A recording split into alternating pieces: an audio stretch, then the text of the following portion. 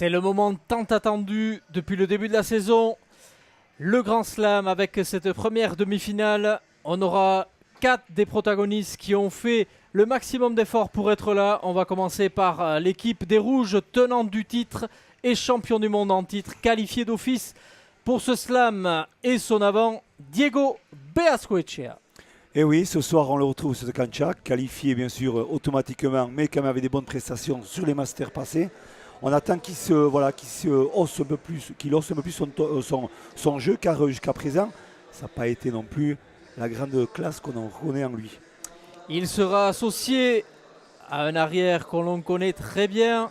C'est la première fois de la saison qu'il joue sur la cancha lusienne après quelques déboires au niveau de son genou et de sa jambe. Vous le connaissez très bien, vous qui êtes l'entraîneur de l'équipe de France et aussi son coach. Il s'agit bien sûr d'Eric Irastorza. Oui, voilà, il est impatient de refouler cette cancha lusienne en pleine compétition. C'est vrai qu'il ressort de blessure, mais auréolé peut-être d'une victoire il y a un jour. Donc voilà, je pense qu'il va nous faire une grosse prestation ici ce soir. Face à eux, en bleu, la sensation de la semaine dernière. Il a marqué 13 points consécutifs contre le grand Goicoechea. Il a marqué les esprits. Il a marché sur l'eau sur cette finale. Il s'allie d'Alex Ormaechea. C'est le régal de ce championnat d'été à Saint-Louis International. Une fois de plus, il nous comble par ses qualités techniques de jeu, sa combativité et son excellence dans sa façon de gérer toutes ses parties. Donc voilà, on attend beaucoup de lui ce soir. Il sera épaulé par le local de l'étape, le jeune Julien Itzag, formé au club et qui a fait ses débuts il y a tout juste un an sur cette cancha. Et pour sa première partie, il avait réussi à battre son idole qu'il retrouve aujourd'hui en la personne d'Eric Irastorza. Voilà, c'est une année différente, 2016 pour lui, mais c'est vrai qu'il est rempli de qualité, formé dans ce club de l'Océane. Il a quand même beaucoup de choses à prouver ce soir avec un avant comme Ormaechea. C'est vrai qu'on a envie de prouver qu'on peut faire des bonnes choses.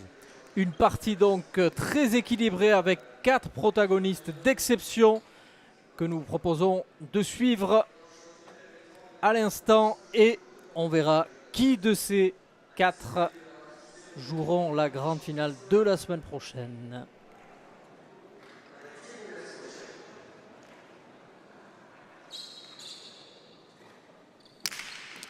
Et c'est parti avec le coup d'envoi donné par Diego Beascoechea et son arrière ici à l'image, Eric Irastorza. Et le premier point en faveur des Rouges. Voilà, besoin de petits réglages, hein, c'est le lancement de la partie. C'est vrai, c'est une faute un peu rapide, mais bon, ça arrive.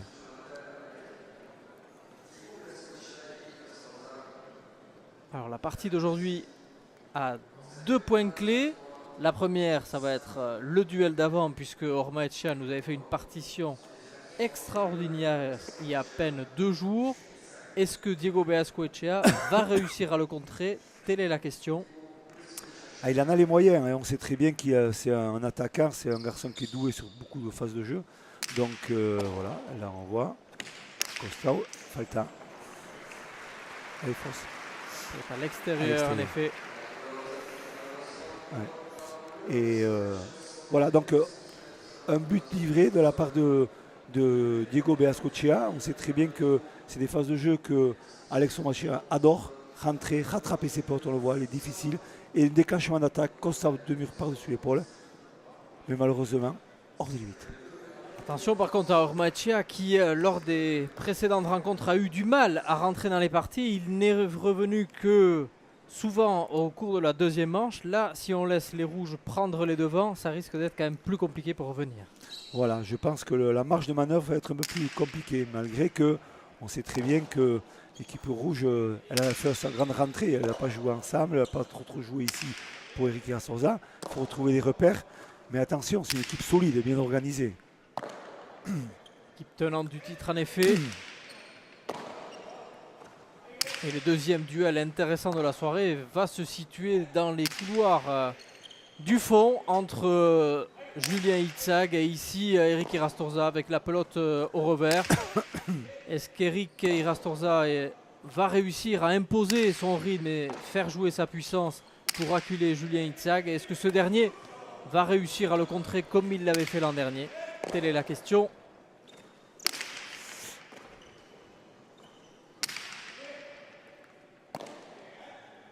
En tout cas, ça permet sur le papier un duel passionnant.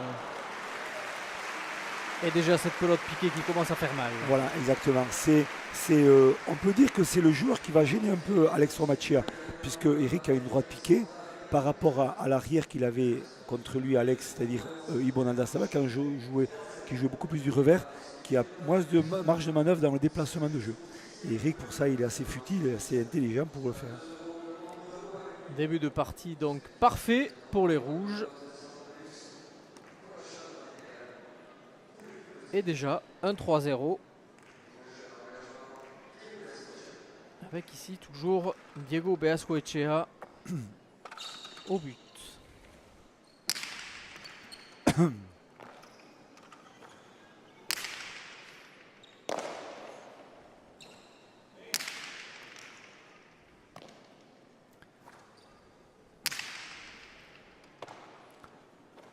Et on voit un Julien Itzag pour l'instant qui est vraiment acculé au fond entre le 13 et le 15. Voilà, on sait très bien qu'avec la longe d'Eric, on voit qu'il se sert de sa droite, mais il se sert beaucoup du revers aussi pour économiser un peu. Voilà, c'est une gestion d'une partie. Et on sait très bien qu'il a un revers très lourd. Hein. Il est fort, il a de la longe.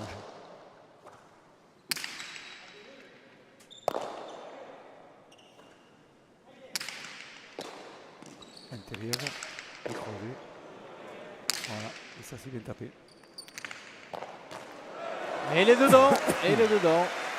Valeureux Julien Itzag qui se relève tant bien que mal. Celle-là va être compliquée aussi. Et cette fois-ci, voilà. Trop compliqué. Mais quel geste défensif de Julien Itzag. Et tu vois, ça va être toute sa soirée, elle va être basée sur ça. C'est un rôle défensif, on le sait bien. Il va subir un jeu, puisqu'il y a deux joueurs en face qui ont de la maîtrise, de l'intelligence. C'est le plus jeune, le plus novice. Donc il va être un peu acculé. On sait très bien, il va inviter au maximum Alex Orgea dans la stratégie de jeu. Donc voilà, il faut qu'il soit préparé à ça, à souffrir, à être très défensif ce soir. Et on a senti par contre un Diego Beascoechea assez serein puisqu'il a été attaqué par Romaechea. Il s'est contenté de mettre la pelote 2 fois au fond. On sait que Diego Beascoechea est plus à l'aise lorsque le fronton est plus grand. Oui, c'est vrai qu'il sort de l'école de Guernica. Donc Guernica aussi qui a un fronton similaire à Saint-Luce qui fait 56 mètres, grand comme Saint-Luce. Donc il y a beaucoup d'espace, il a été formé à la préparation du point sur le fond. Mais c'est un point, on gagne les points à l'avant, on peut les gagner à l'arrière, c'est dans la stratégie, dans la préparation des gestes et de points.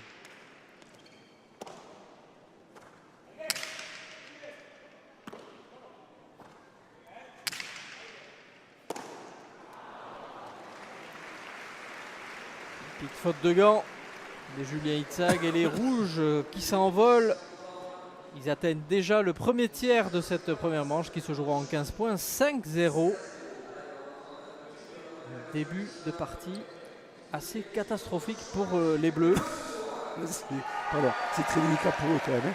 On voit que c'est la force tranquille, cette équipe rouge, elle est bien rodée. Je pense qu'ils ont la pression un peu les Bleus, on le sent. Mais surtout dans la stratégie de cette équipe rouge, l'évitement de Alex est flagrant. On voit que Alex Romachia ne touche pas de pelote. Donc, Après, ce sont des sacrés clients, l'équipe des Rouges, puisque nous rappelons qu'ils sont tenants du titre, champions du monde en titre, et qu'ils se sont brillamment qualifiés, bien que difficilement, hier pour la finale du Gant d'Or, que nous retransmettrons évidemment sur nos antennes de Canal+ la semaine prochaine. Et oui, une partie un peu compliquée avec bien sûr un fronton aussi différent et effectivement avec une opposition de, comment il s'appelle, le joli Palois et le bon Palois que vous avez, c'est Jean-Do Olaran, excusez-moi, qui joue avec Erkiaga et qui ont vraiment lutté jusqu'au dernier moment pour gêner cette équipe de Diego Beascoechea et Eric Garza de gagner. Donc déjà cette équipe là est en finale. Et les fautes s'enchaînent. Et les rouges s'envolent 6-0.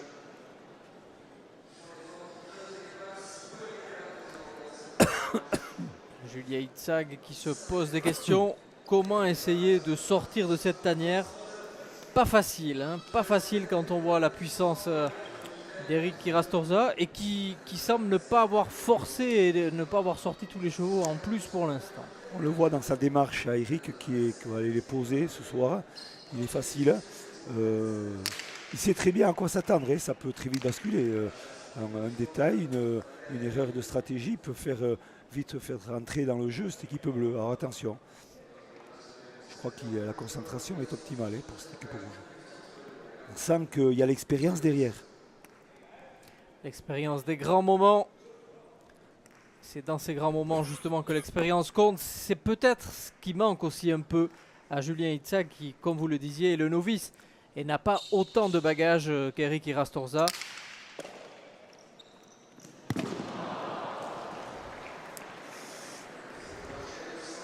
Quand ça sourit pas, oui. C'est dans toutes les phases du jeu. Là, il a tenté un lâcher qui n'a pas marché et cela fait 7-0. Oui, c'est similaire un peu à la partie de la demi-finale, la finale par contre du Master 4, dans l'attaque et dans la physionomie du début de marche de Alex Ormachia. Exactement. Alex qui a toujours un peu de mal, souvent en mode diesel, et il monte crescendo. Mais là, comme on le disait, s'il perd nettement la première manche sans que les rouges se soient fatigués, ça risque d'être quand même beaucoup plus compliqué. Et il se pourrait que la marche soit quand même un peu trop haute. Voilà, là il déroule. Les rouges déroulent pour l'instant. Voilà, c'est... Comparer ça à 200 mètres et voilà, ça c'est bien tapé. Allez, là voici donc l'ouverture du score pour les Bleus. Enfin, après 10 minutes de jeu, les Bleus qui ouvrent le score. Et là, ce qui va être important maintenant, c'est de trouver la bonne pelote pour essayer de revenir.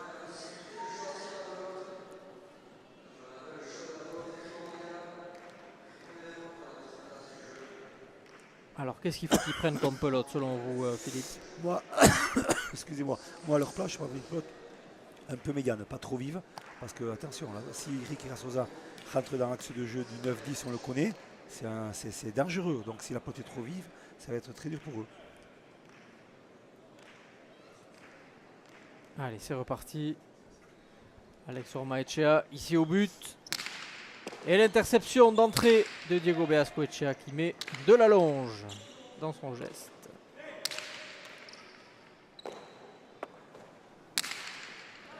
La pelote est un peu plus morte, déjà froide, un peu plus morte. Très joli geste de Diego Beascoechea. Voilà, il a l'opportunité pour faire de tout. Le deux-murs et c'est dedans. Un point de nouveau très bien construit. On ne s'affole pas du côté des rouges. On joue les gestes justes. Et ils font les gestes au bon moment, voilà, c'est ça. On prépare la pelote sur l'axe du fond. On pose un peu sur la chula. On fait un renvoi en rebote un peu plus délicat pour Alex Ormaechea. Et là, l'attaque, voilà, on voit très bien. Bonne attaque. Par-dessus l'épaule, deux murs. Très bien réalisé, il est trop loin, il ne peut rien faire. Il est en effet beaucoup trop loin de cette pelote.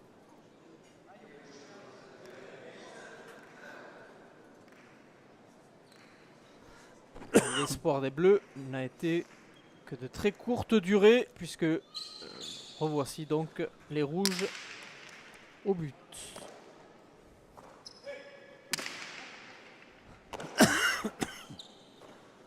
On le voit depuis le début de la partie, Eric Kirastorza qui est toujours entre le 9 et le 11, alors que Julien Itzhak lui est plutôt entre le 13 et le 15. Alors évidemment, voilà, quand on joue en reculant, que ce soit la pelote au rugby ou ailleurs, c'est toujours beaucoup plus compliqué. Ouais. Et quand on subit le jeu, eh ben, on arrive à faire des fautes. C'est ce qui est le cas. Et on voit mal comment là les Bleus peuvent renverser la vapeur. Ils sont en train de dérouler cette équipe rouge, c'est fabuleux.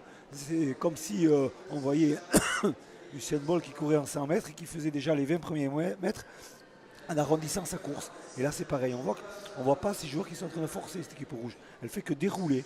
Donc, est-ce qu'elle pourra dérouler sur les 100 mètres complètement comme Usain Bolt ou elle sera un peu gênée à certains moments dans les 50 mètres d'une course? Allez, l'interception et elle est dehors. Elle est dehors encore une fois.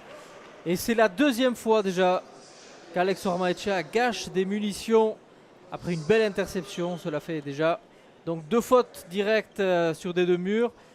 Et cela donne le 10e point des Rouges, 10-1.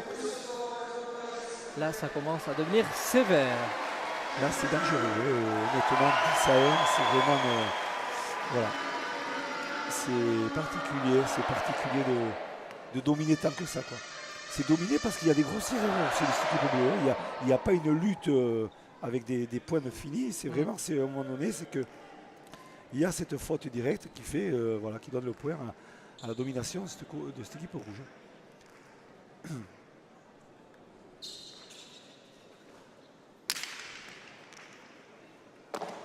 Alors qu'on aurait pu penser justement que les Rouges pouvaient ressentir un peu de fatigue suite à la longue partie d'hier à Biarritz, et que les Bleus pouvaient justement jouer sur cette fatigue des Rouges, mais pour l'instant ce n'est pas le cas. Et malgré cette faute des Rouges, ils restent très largement en tête. Ils ont encore 8 longueurs d'avance dans cette première manche. Si le visage serein d'Eric Irastorza pour l'instant, il n'y a pas le feu au lac. Tout le contraire. Et on voit un Alex Ormaechea aussi qui a beaucoup de mal au but. Oui. D'habitude, il allonge un peu plus. Et là, les rares fois qu'il a eu le but, il s'est fait à chaque fois contrer par Diego Beascoechea. Ouais, il a un but très court là aujourd'hui. Alors voilà, donc le bras qui part un peu moins. Plus de fébrilité en ce début de partie. Il va falloir rapidement qu'ils prennent des risques et qu'ils rentrent dans ces pelotes. Une nouvelle faute. 11-2. Première manche vraiment à sens unique pour l'instant. Ouais. Droite très très bien ajustée d'Eric Irastorza. On va placer sur l'axe du numéro 7, mur de gauche. Il n'y a rien à dire sur le point. C'est une pelote très difficile à contrôler. Donc, alors on le voit au ralenti. Voilà. Décroisé sur l'axe numéro 7. On voit, bon, 6,5. Et c'est la faute, c'est très très dur. Et comme vous le dites souvent, Philippe, les pelotes qui touchent le mur de gauche prennent des effets très compliqués. Et c'est la raison pour laquelle il faut essayer de les avoir avant qu'elles touchent ce fameux mur. Exactement. C'est vrai que c'est la base de la compréhension de ce sport-là, de la cesta punta. Il y a un mur de gauche, il faut s'en servir, autant pour faire des attaques que pour faire des gestes. Ça qui s'envole, magnifique.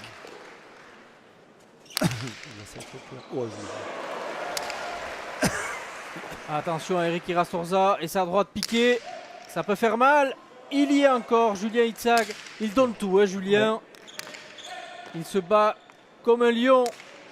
Ah. Aïe aïe aïe aïe aïe. Et voilà. Alors, autant il y a 2 jours, tout lui souriait, autant aujourd'hui on a l'impression que tout est contre lui. Les attaques sortent de quelques millimètres. Cette fois-ci, c'est la ligne. Et cela fait quand même un très sévère 12-2. Ouais. C'est vrai qu'aujourd'hui, c'est un peu manque de réussite. Mais bon, voilà, c'est sa première manche. Et je pense qu'il va vite rectifier pas mal de choses. C'est sûr que les quelques minutes à l'intermanche vont être capitales pour que les Bleus se parlent, se disent les choses et essayent de trouver une solution, même si ça paraît compliqué, tellement les 2 compères rouges semblent bien installés sur cette cancha. Oui, comme vous dites exactement. Arcaï, c'est vrai qu'on sent la sérénité, le calme, les joueurs posés, le geste juste de cette équipe rouge. Voilà, donc ça va être un peu délicat dans cette première manche, je pense, qu'ils ne puissent pas la remporter.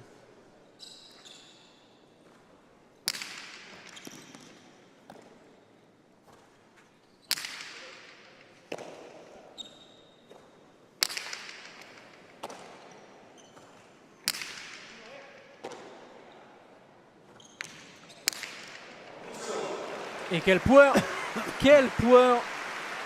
Et quel demi-mur de cet Eric Irastorza. Voilà, il est bien.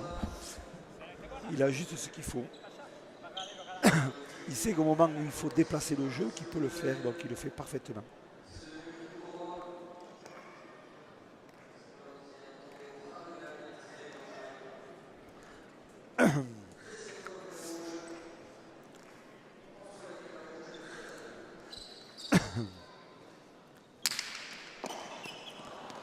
Et faute de Alex Romachea sur le but de Diego Beascochea. Donc voilà, encore point pour cette équipe rouge.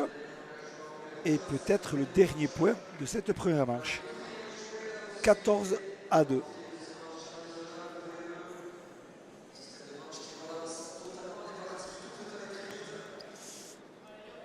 Et voici donc Diego Beascochea qui s'apprête à buter pour la dernière fois de cette première manche.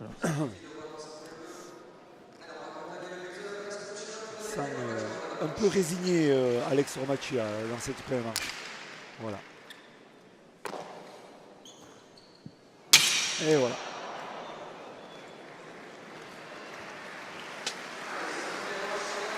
« 15-2.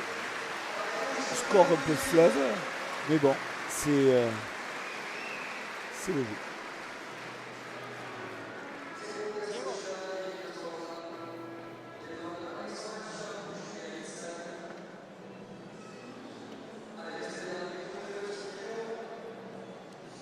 Avec Diego Beascochea. Diego, una primera manga perfecta. Bueno, sí, más fácil de lo esperado, pero bueno, empezamos ahora de cero otra vez, así que esto no es un partido a 30, son 2 mangas a 15 y hay que empezar otra vez de cero, no vale para nada lo que hemos hecho ahora. ¿Qué ha marcado la diferencia en esta primera manga? No, creo que Ormachea no ha estado acertado, ha intentado rematar y normalmente suele hacer tanto y esta vez los tantos han caído a nuestra parte y yo creo que a ver si seguimos así. Muchas gracias. Le constat de Diego Beascochea qu'il dit, évidemment, oui, on a remporté la manche peut-être plus facilement que ce qu'on pensait initialement. On a bien maîtrisé, on a bien posé notre jeu. Et selon moi, la différence, c'est que Alex Ormachea n'a pas pu rentrer comme il l'avait fait il y a 2 jours ici. Il a été plus imprécis dans ses attaques et je pense que c'est ça la clé de cette première manche. Cela dit, nous menons une manche à 0, mais les compteurs sont remis à 0, donc la deuxième manche risque d'être totalement différente de la première.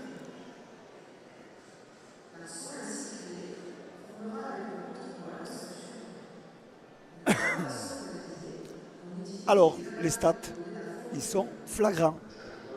On voit 7 fautes directes dans la première ligne d'Alex Romachea par rapport à Diego Beascochea. Donc, automatiquement, on se balance déjà au niveau du chiffrage du compteur final. Point gagnant 2 de Beascochea sur demi. Et après aussi, on voit sur la ligne des arrières la différence entre Julien Itzag et Eric Irastorza. 5 fautes directes quand même de Julien Itzag. Ça pèse trop. On fait le calcul, faute d'Eric Romachea et de Julien Itzag, ça fait 13 points. Donc 12 points, pardon, c'est déjà énorme. Alors il fera se reprendre et gober tout ça si on veut attaquer un peu mieux la deuxième manche.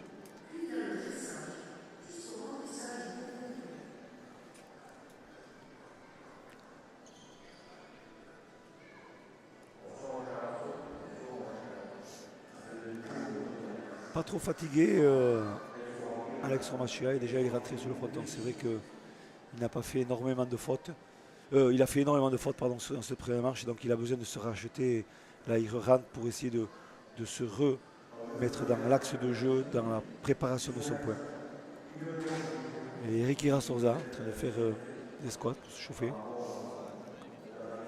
Vu qu'il sort de blessure, qu'il a ce problème un peu musculaire au niveau de sa cuisse, c'est vrai qu'il a tout le temps besoin un peu de retrouver cette force dans ce jambe droite qui était blessé. Donc voilà, on essaie de trouver des postures qui vont lui faire du bien.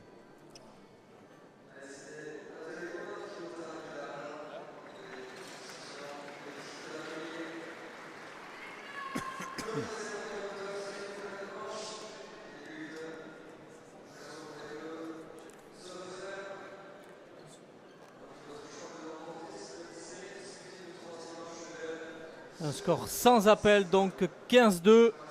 Mais comme le disait Diego Beascochea, la deuxième manche recommence à 0-0. La question est de savoir, est-ce que les Bleus ont réussi en 3 minutes à trouver la solution, à trouver la faille. Ça paraît compliqué. Ici, on voit Julien Itzag en discussion avec le juge, probablement pour savoir aussi si les pelotes ont changé. Voilà. Ouais, je pense qu'il cherche ça.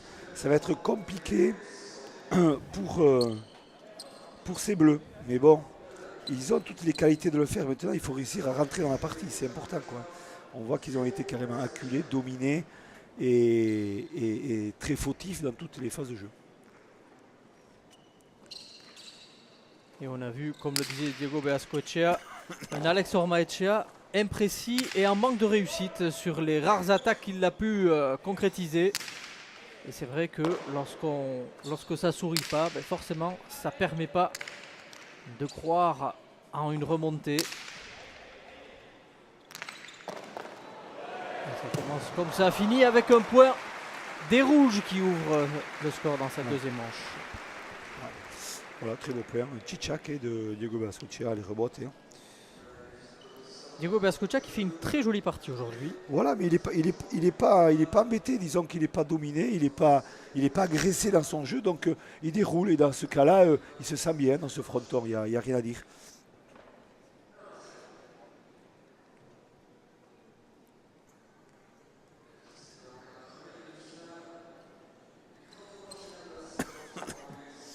C'est plus facile hein, quand on domine. Hein.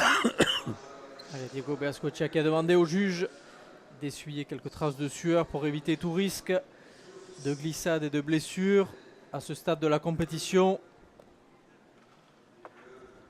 Et le jeu va pouvoir reprendre. Les données sont simples maintenant. Les Bleus, s'ils veulent avoir encore une chance de disputer la grande finale, se doivent absolument de gagner cette deuxième manche. Ils sont donc dos au mur, il va falloir prendre le maximum de risques. Encore faut-il savoir s'ils en ont les moyens. Et ça paraît compliqué parce que, encore une fois, Ormaechea a été contré de son deux-murs et Beascoechea n'a pas pardonné ce geste. 2-0. Voilà, on a senti l'anticipation complète de Diego Beascoechea. Il a anticipé, il a bien vu qu'il allait rentrer Alex Ormaechea au but et attaquer. Il a senti, il avait accéléré au bon moment, il est venu contrer, on le voit, il anticipe bien, il est déjà parti. Et pourtant, c'est très très bien tapé de la part d'Alex, mais bon, voilà, l'anticipation a fait tout le reste. Et l'attaque est somptueuse.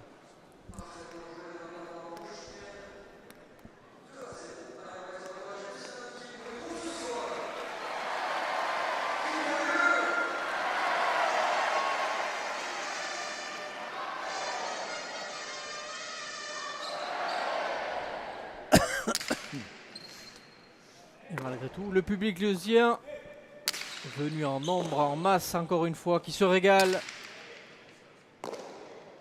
Même si la supériorité sur la cancha des Rouges est nette, la partie est quand même plaisante à suivre.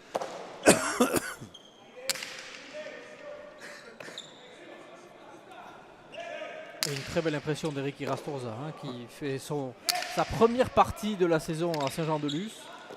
Et il n'a rien perdu de ses repères des années passées. Ouais, il a les bons repères. Et c'est vrai qu'il n'a pas de jouer de compétition. Ça fait quand même 3 semaines qu'il est là. Mais je peux vous dire qu'il s'est beaucoup entraîné quand même. Et, pour retrouver les sensations par rapport à son mal qu'il avait carrément dans ce jambe. Ce problème de cicatrisation d'un coup, un problème de bactéries. Donc il a souffert, il a énormément souffert. Il a passé de mauvais moments, je peux vous dire. Mais comme c'est un compétiteur, il a préféré faire des impasses sur des masters pour être plus fort pour aujourd'hui, pour être là dans cette demi-finale du Slam qui a beaucoup d'intérêt pour lui et pour être présent aussi pour le Gandor aussi à Biarritz.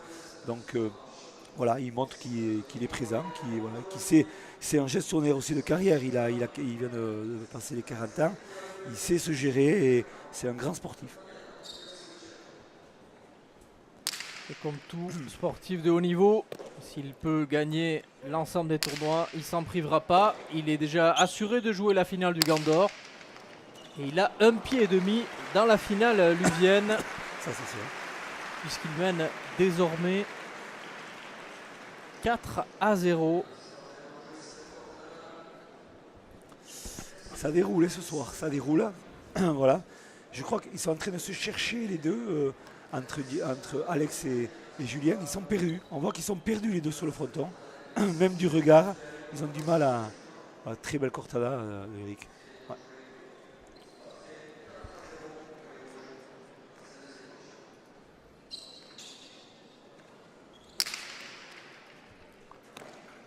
Les rouges qui se complètent à merveille ce soir. Ils ont joué hier soir aussi, donc ils ont commencé à prendre des repères, même si le fronton n'est pas identique. Mais voilà, c'est deux grands champions. Souvent, c'est pas facile de mettre deux grands champions ensemble des fois pour les associer. Mais ce soir, en l'occurrence, voilà, ils arrivent à bien trouver les repères.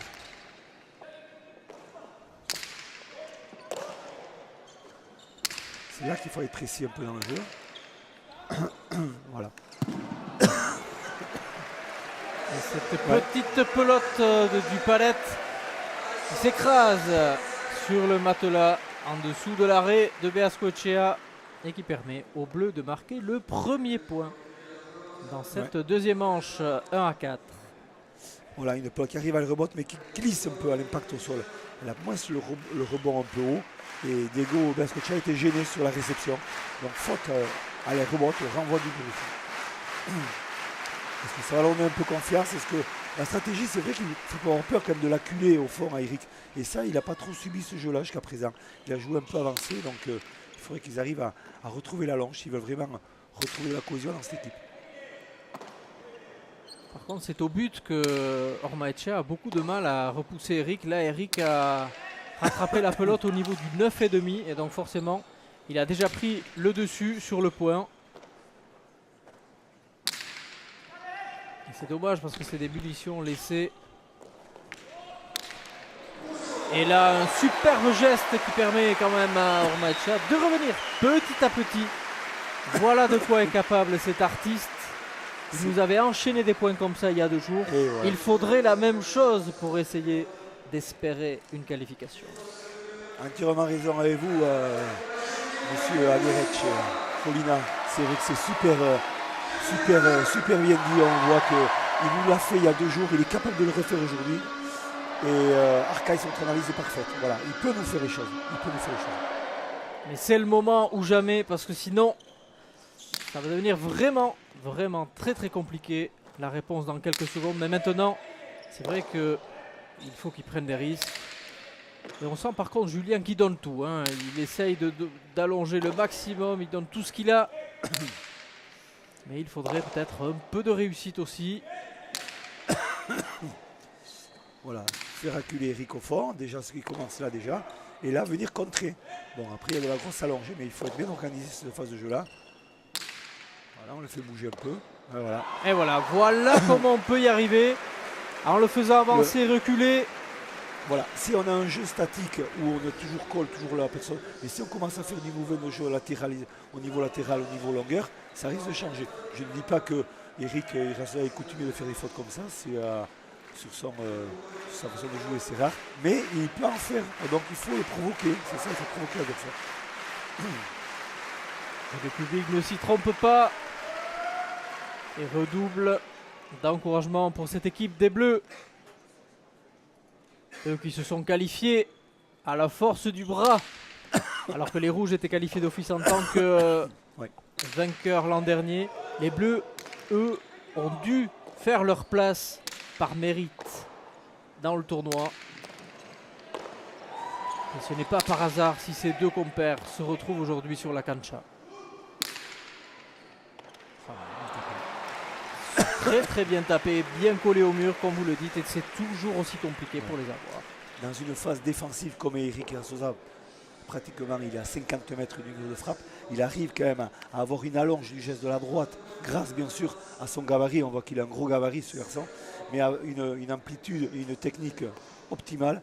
Et voilà, il attrape la pelote, il va décroiser, la rotation des épaules on voit, ça part et ça finit sur le mur de gauche, et là ça va très vite, je peux dire c'est très dur à la rattraper, et c'est la faute de Julien Itzari. Allez, les Bleus qui perdent là l'occasion d'égaliser. Ils sont menés maintenant 5-3.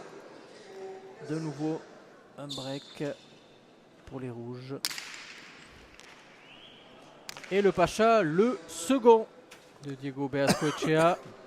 Avec cette particularité dans la cancha lusienne, c'est qu'on ne peut pas faire plus de 5 Pachas sur l'ensemble de la partie. Voilà, ça fait partie de l'organisation des internationaux. et de ces petits points de règlement qui sont toujours très attractifs. Et c'est vrai que voilà, on sait très bien que les internationaux Saint-Luc, en l'occurrence Michel Billac et Fred Cadet, qui sont les chevilles au rire de ce grand tournoi, ils ont toujours trouvé des points de règlement qui mettent un peu de piment dans le jeu. Cette fois, la pelote, Et force. il a fait les deux, un pacha puis un falta. Falta. Et le falta, c'est la pelote qui ne franchit pas cette ligne minimale, la ligne 4. Et c'est donc un point donné aux Bleus qui reviennent 4-5.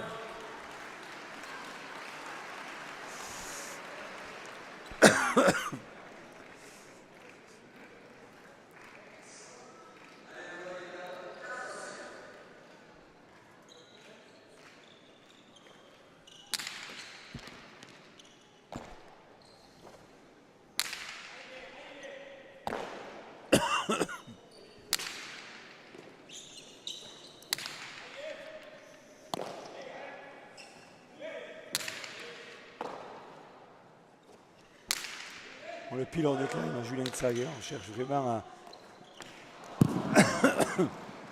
l'évitement de Alex Horvachia. Et voilà, le fait de ne pas jouer régulièrement dans le point, de se trouver, on peut considérer qu'il y avait des miettes. C'est vrai que c'est toujours délicat après pouvoir continuer à exercer quand même un jeu de précision. Donc c'est le gros problème qu'il y a là.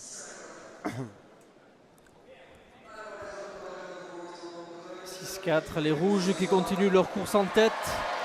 Jamais les bleus n'ont été en tête depuis le début de la partie.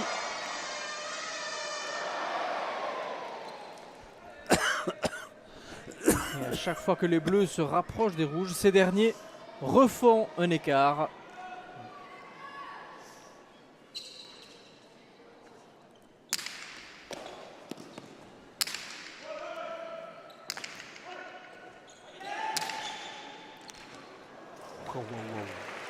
C'est vraiment, ça manque un peu de justesse, de précision exactement, mais ce qu'il veut chercher là, il cherche l'évitement de l'avant, donc il va chercher de la longe au niveau de la hauteur aussi de l'impact au mur de frappe.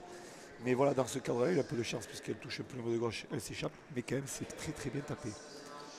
Et par contraste, si rien ne réussit aux uns, tout réussit aux autres. Exactement, on voit l'évitement d'Alex Hormachia, c'est toujours l'objectif.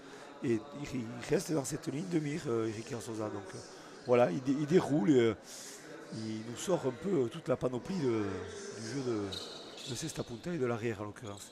Et on a vu sur ces images même son avant, Diego Beascoechea, un peu étonné et surpris de la trajectoire de cette pelote. Et là toujours Julien Itzag qui est acculé au fond du fronton, qui force son avant à aller très très loin et à prendre des risques. Et ça ne marche pas.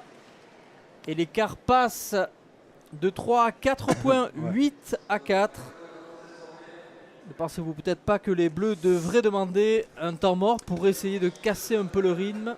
Ça me paraîtrait vraiment très préjudiciable pour eux, pour couper un peu ce rythme et toute cette différence qu'on voit, pour casser un peu ce jeu. Mais bon, ils n'osent pas ou ils ne se sentent pas prêts à le faire. Donc voilà.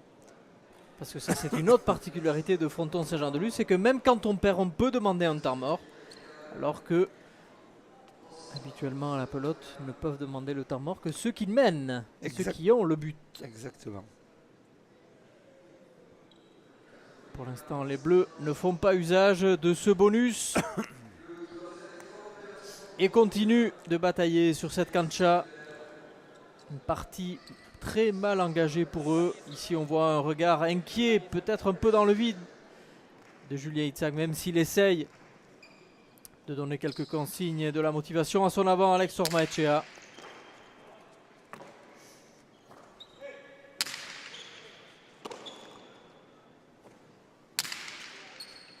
Voilà. Ça va très vite aujourd'hui, ça va très vite et ça fait drôle. Eric Erastoza qui joue quasiment à la place de Navant. Là, on l'a vu prendre le coup droit au niveau du numéro 9. Là où très souvent les avants vont, comme Goicoechea, c'est à peu près l'endroit auquel il joue. Ah oui, ça c'est sûr. Si on laisse s'exprimer dans un périmètre du numéro 9, c'est un danger. Il a un gabarit hors norme, il a une gestuelle de la droite parfaite, il étudie bien l'exaxe de jeu. C'est vraiment, vraiment un régal. Et comme vous le disiez, les rouges continuent de dérouler. 15-2, 9-4. En cumulé, ça ferait un 21-6. Imaginez donc les difficultés qu'éprouvent les bleus pour essayer de contrer ces rouges. Et il faut des fautes comme celle-là pour que les bleus reviennent. Ouais. 5-9. Il a lâché son bras, on pourrait dire. Il a senti vraiment qu'il voulait faire une grosse allonge, mais...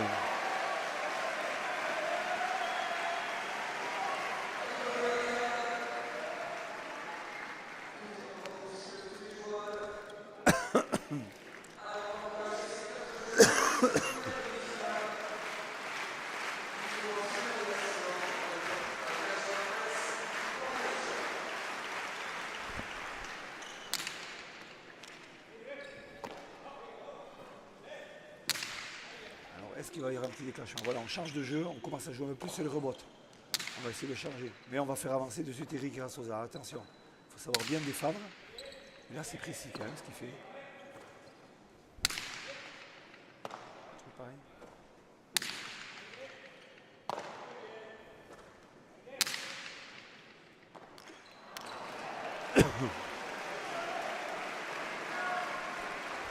Faute inhabituelle.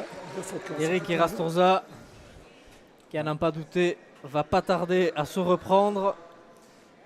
Mais il permet aux Bleus de revenir à 6-9. 3 points d'écart. Ils attendent que ça, eux, les Bleus. C'est vrai que, puisqu'ils n'arrivent pas à ordonner leur jeu, ils attendent quoi? La faute de l'adversaire. Et en l'occurrence, Eric donne 2 points directs. Donc peut-être leur donner un peu de chance et un peu d'idée. On le voit, deuxième coup droit consécutif et on sait la puissance hors du commun qu'a ce joueur avec son coup droit.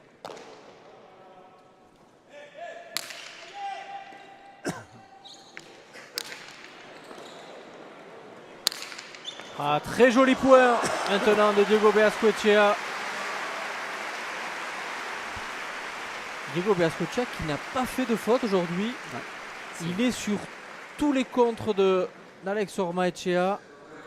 On le sent vraiment très en jambes aujourd'hui. Ouais, il est très très bien. On voit qu'il est bien en confiance, qu'il fait les choses correctement. Et... ouais. Sans être trop spectaculaire, il fait sa partie, il fait les points au moment où il faut les faire. Et surtout, il n'en encaisse pas. Il est présent, il anticipe bien. Il le craint, hein, Alex. On voit qu'il le craint, mais il anticipe beaucoup le jeu. Il va chercher son niveau de gauche au maximum. Et il sait très bien qu'il peut compter sur son grand joueur derrière qui peut venir couvrir à gauche. Donc c'est important.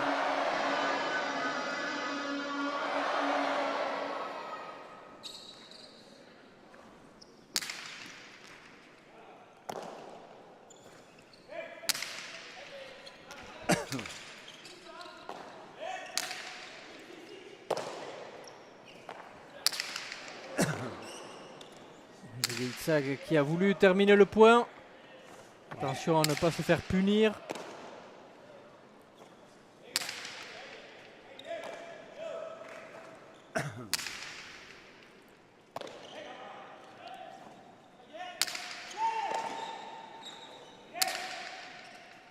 Ça a accéléré un peu le jeu là. On sent que c'est reparti un peu plus. Voilà, Quelle puissance, quelle puissance, quelle puissance. Elle est bonne, elle est bonne. Les deux compères étaient par terre, attention. Et il va y être Julien Itzhak. Pas mal tapé ça.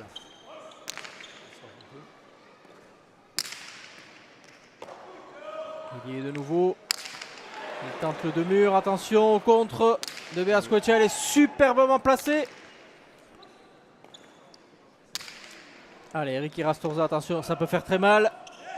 Il pique la pelote. Très joli point. Ouh, ça joue vraiment. Il y a de tout. Ça c'est bien juste. C'est parfait.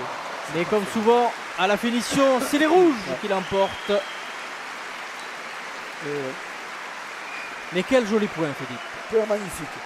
Autant bien joué par les 4 joueurs, mais c'est vrai que le dernier coup de Diego Bengoechea, une droite un peu, on appelle ça médola ou du milieu, un peu longue, qui a gêné énormément Julien Itzhak, un peu dans les jambes. C'est très très bien ajusté. Mais un point magnifique, hein, avec de jolis échanges. Beaucoup de beaux échanges. Un très bel échange. Ce 17e échange de la deuxième manche qui a de nouveau souri, comme souvent à l'équipe des Rouges, qui mène de 5 points. Il s'en veut, il s'en veut. C'est un véritable guerrier que ce Julien Itzhak.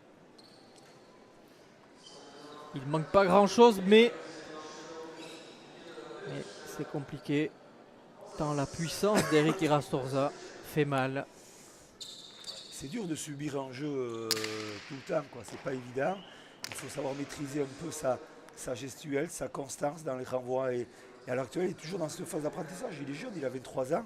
Il joue contre des gens, contre lui, qui ont pratiquement la quarantaine. Et donc, c'est vrai qu'on se dit, voilà, il a des qualités, il a de la fougue, il a de la technique. Donc, maintenant, il faut bien le travailler et le mettre au point pour les prochaines parties.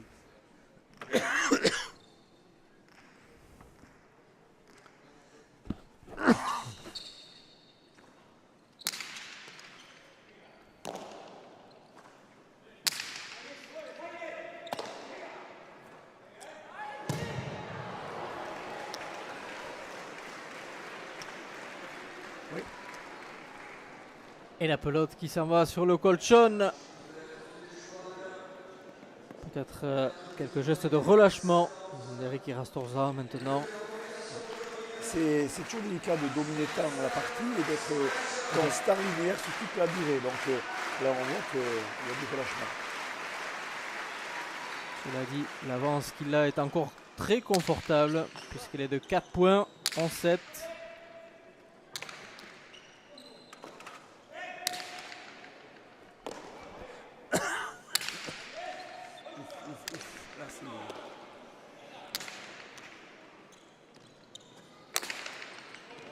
Ça pardonne pas. Ormaechea ici à l'écran qui ne trouve plus les solutions. Il ne trouve plus les espaces pour contrer Diego Bengoechea et ce dernier continue sa très sérieuse partition. Il déroule. Discret mais efficace. Ouais. Ce soir, on voit qu'il est bien. Il aime bien ce fronton de Saint-Lucent. On sait très bien. Il a toujours aimé jouer dans ce fronton. Et ce soir, en l'occurrence, voilà, il joue bien. Il est bien aidé par Eric, bien sûr. Mais voilà, cette équipe bleue ne sait plus par quel côté prendre la partie. Allez, 12-7.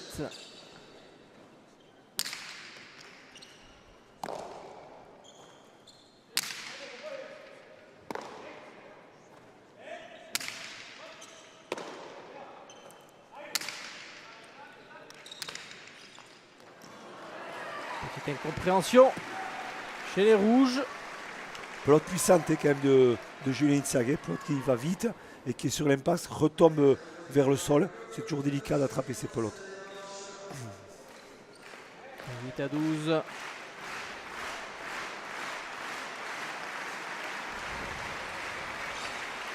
Allez, Alex Ormaechea qui joue peut-être l'une de ses dernières cartouches.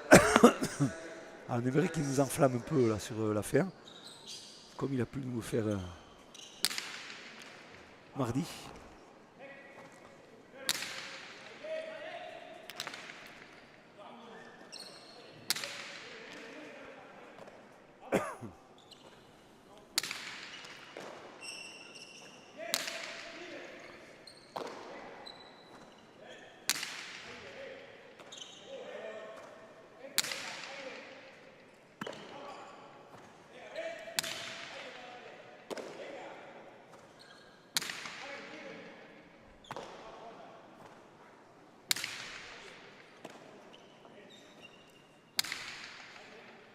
Attention, ouverture de jeu de la droite pour Erika. Droite posée, point. Voilà. Imparable. C'est pas forcé, c'est ajusté. Ça, c'est beaucoup de travail, je peux vous dire, à l'entraînement. c'est l'ouverture de jeu puisqu'il est dans un axe décalé de l'axe du mur de gauche. Et donc là, il a une possibilité de pouvoir ouvrir en jeu et laisser tomber la pelote. Et c'est ce qu'il fait très très bien.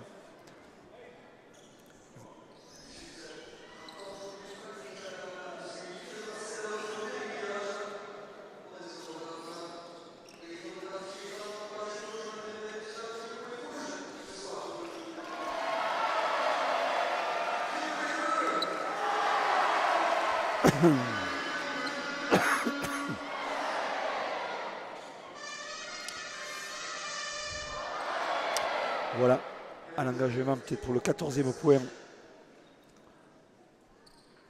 pour Diego Bengoechea.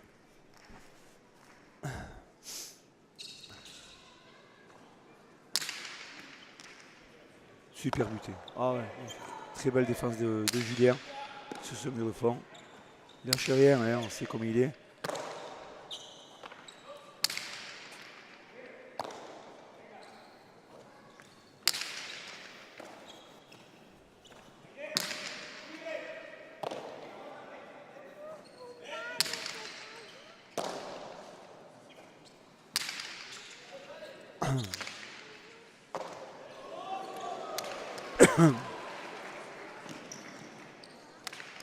Voilà, c'est pas vrai. Un très joli lâcher Ouais. d'Alex Ormaechea. Il s'est trouvé en situation, là, on le voit, Arcaïs, il peut le faire parce qu'il sait le faire, mais il est en situation de jouer en avançant. Il est dans un axe numéro 3 et demi 4. Donc ça, c'est des choses qu'il fait parfaitement. Mais jusqu'à présent, et depuis le début de toute cette partie, il n'a pas eu beaucoup de peur dans ces phases de jeu-là. Donc on n'a pas pu le voir en grande insistance sur ces phases de jeu-là. Et ça lui permet, et surtout à son équipe, de garder un espoir 9-13, même si il faudrait maintenant quasiment une partition quasi parfaite et enchaîner quasiment 6 points pour essayer de remporter cette deuxième manche. Mais en tout cas, les Bleus ne lâchent rien. Ce sont de véritables guerriers que ces deux athlètes, Alex Ormaechea et Julien Itzhag. Ils veulent sortir la tête haut quand même de ce tournoi parce qu'ils ont fait l'effort de venir jusqu'ici et voilà. Une vilaine faute malheureusement de Julien. Hein. Et peut-être la partie qui définitivement va basculer du côté des rouges avec dans quelques secondes le dernier but de cette deuxième manche pour Diego Bengoechea.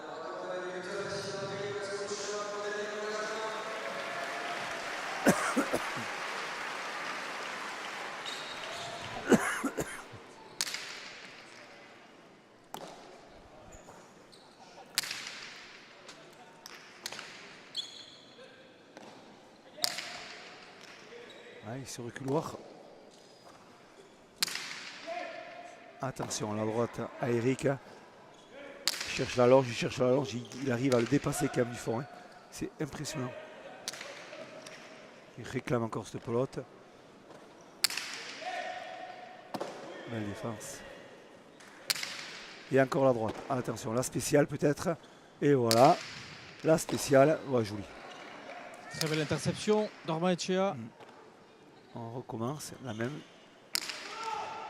Et voilà, la spéciale. Elle a fini par revenir.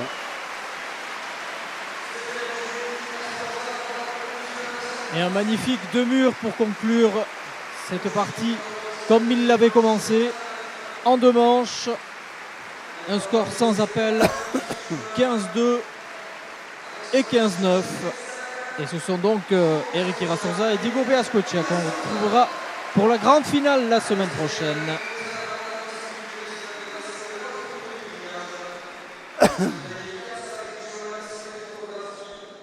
Le voici qui s'approche. L'homme du match, Eric Irastoza, qui rentre ses débuts ici à Saint-Jean-de-Luz pour la saison. On ne pouvait pas mieux commencer qu'aujourd'hui. Ouais, bon, après c'est voilà, c'est un début de manche assez facile. Après, je pense qu'ils sont jamais rentrés dans la partie, donc pour nous ça a été plus facile. Maintenant, en ayant joué hier à Biarritz, je ne suis pas mécontent de ma prestation. Justement, 2 parties jouées, 2 parties gagnées, 2 demi-finales gagnées. Vous jouez la finale du Gant d'Or la finale de Saint-Jean-de-Luz. On ne peut pas rêver mieux. Ouais, d'autant plus que j'ai passé 4 semaines très difficiles avec une infection à la jambe, donc beaucoup d'antibiotiques, une récupération assez difficile, mais bon, voilà. Je crois que le fait d'être ici, de jouer devant ce public, ça donne encore plus de force et puis on a toujours plaisir à revenir ici et être prêt pour les finales. Est-ce que, une dernière question, est-ce que le fait de jouer avec Diego Beascoche, que vous connaissez parfaitement, est aussi un avantage lorsqu'on joue deux finales avec le même coéquipier? Ouais, je crois que la complémentarité est importante, mais bon, après avec ce système de manche, c'est quand même aléatoire, donc on peut gagner la première et perdre les deux autres. Donc je crois qu'il faut jouer en équipe, être complémentaire, essayer d'être complémentaire et de jouer notre jeu. Si on joue notre jeu, je pense qu'on est sur la bonne voie. Félicitations et bonne chance pour la suite. Voilà donc Ricky Rastorza qui clôture et qui parfaitement analyse la partie de ce soir. Une partie sans appel, score sans appel. On retrouvera donc Eric Rastorza et Diego Beascoche la semaine prochaine. Reste à savoir contre qui.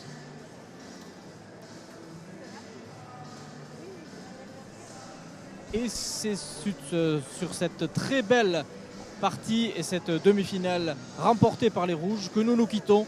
Nous espérons que vous avez pris autant de plaisir que nous à suivre cette partie et nous espérons vous retrouver très prochainement sur les antennes de Canal+. D'ici là, portez-vous bien et à très vite. Bonsoir Philippe. Bonsoir Kais, bonsoir tout le monde.